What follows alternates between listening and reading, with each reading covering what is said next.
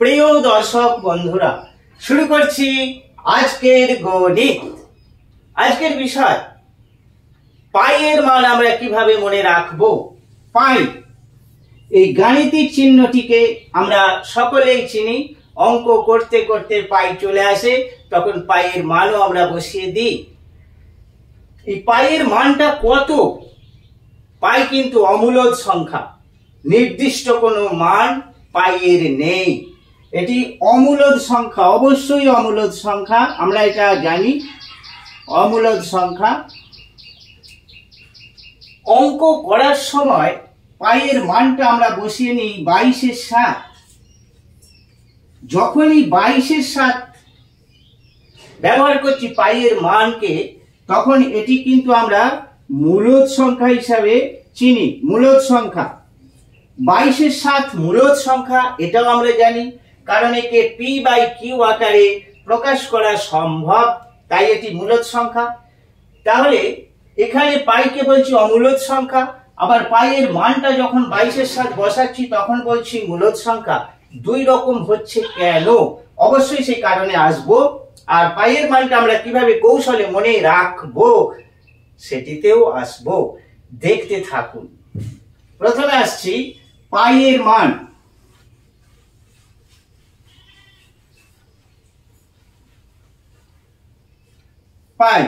Pi is equal to 3.14159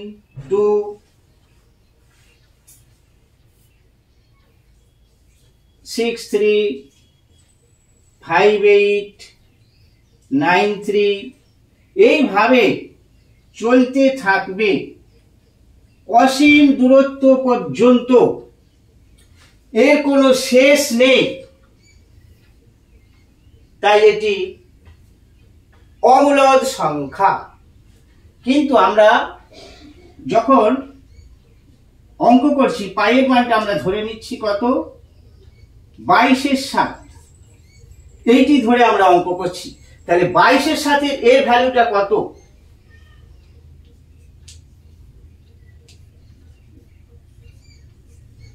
এইটা 3.142857।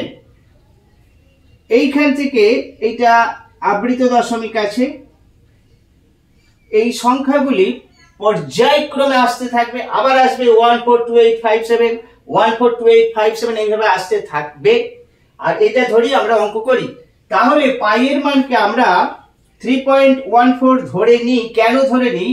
এই ভ্যালুটি, এই মানটা আর এই মানটা কিন্তু পুরোপুরি এক নয়, পুরোপুরি এক নয়, কাছাকাছি। দশমিকের পর 14, দু অঙ্ক যদি দেখা যায়, এরও 14 আর এরও 14।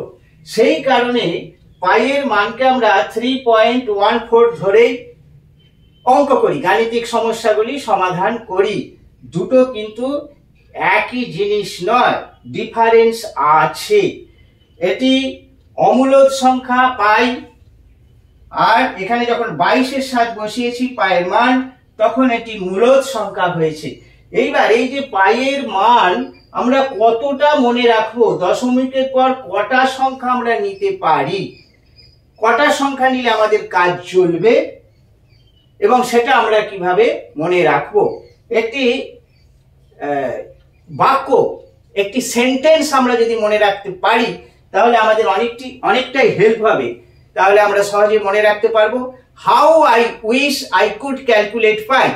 How I wish I could calculate pi.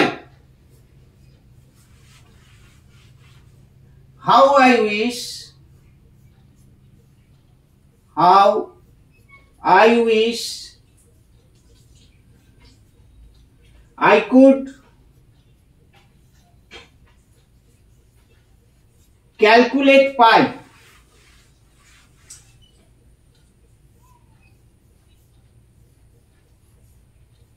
Calculate pi. এই সেন্টেন্সটা যদি আমরা মনে রাখতে পারি, how I wish I could calculate pi, সহজ একটি সেন্টেন্স, সহজ একটি বাক্য, sentence. How I wish I could calculate pi. এইটা মনে রাখলে কিন্তু পাই এর মানটা আমাদের যতটুকু দরকার আমরা পেয়ে যাব। কিভাবে পাবো? হাউ, এখানে কটি লেটার আছে, ইংরাজি অক্ষর লেটার কটা আছে? 3টে আছে। 3 লিখলাম, দশমিক দিলাম। আই একটা আছে, 1। উইশ এখানে দেখতে পাচ্ছি 4টে আছে, 4। আই একটা আছে। কুড 5টা আছে। ক্যালকুলেট 1 2 3 4 5 6 7 8 9টা আছে। পাই 2টো আছে। পাই এর মান 3.141592। আমরা অনায়াসে এই সেন্টেন্সটির মাধ্যমে এই জায়গায় পৌঁছতে পারি, এটা মনে রাখতে পারি, আর এইটুকু মনে রাখলেই আমাদের কাজ চলে যাবে। যদিও বেশিরভাগ ক্ষেত্রে 3.14টাই কাজে লাগে। আমরা আরো একটু এগিয়ে গেলাম, এর মান কিন্তু আরো আছে, অসীম পর্যন্ত বিস্তৃত, অসীম পর্যন্ত বিস্তৃত। তাহলে এই সেন্টেন্সটির মাধ্যমে আমরা অন্তত এটুকু মনে রাখতে পারি, আর এটুকু দিয়ে আমাদের অনেকখানি কাজ চলে যাবে। How I wish I could calculate pi. Pi এর মান মনে রাখার কৌশল। আজ ছিল এটাই বিষয়। আবার আসছি পরবর্তী কোনো বিষয় নিয়ে, দেখতে থাকুন।